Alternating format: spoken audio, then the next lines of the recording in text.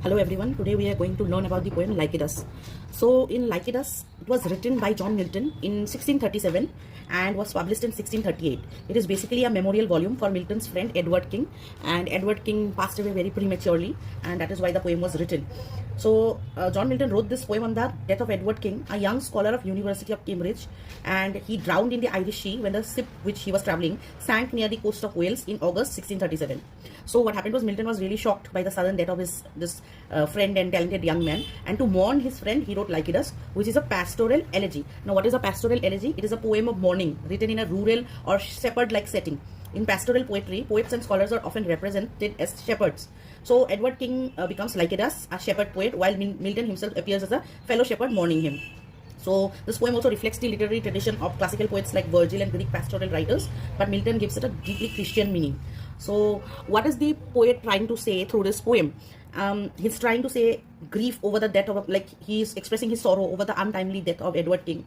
Then he's also talking about the uncertainty of human life, then the failure of nature and the pagan gods, because in between you'll find that he talks with the nymphs and gods that why Lycidas drowned, and they say that it was not our fault because the ship was made during solar eclipse, and that is why he was like doomed to die.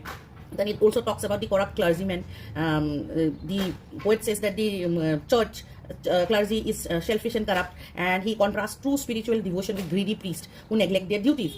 Through this, he suggested men like Edward King would have been sincere and ideal religious leaders. Then at the end, he hopes for Christian hope and immortality.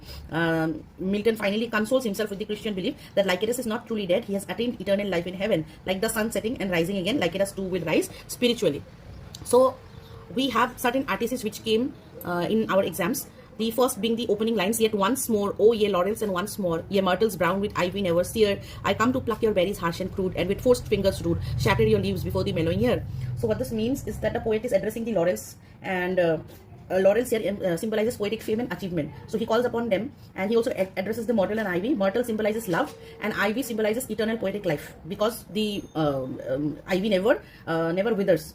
So he says, then I come to pluck your berries harsh and crude. Milton says that he has come to pluck the berries before they are ripe. This suggests that he is writing poetry before he feels fully prepared or mature as a poet, and with forced fingers rude, that he was reluctant because of his emotional pain. He's forcing himself to write because of the sudden death of his friend.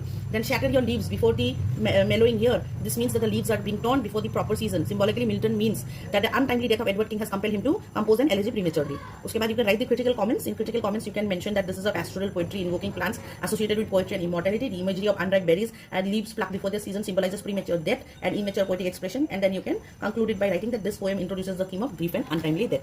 Thank you.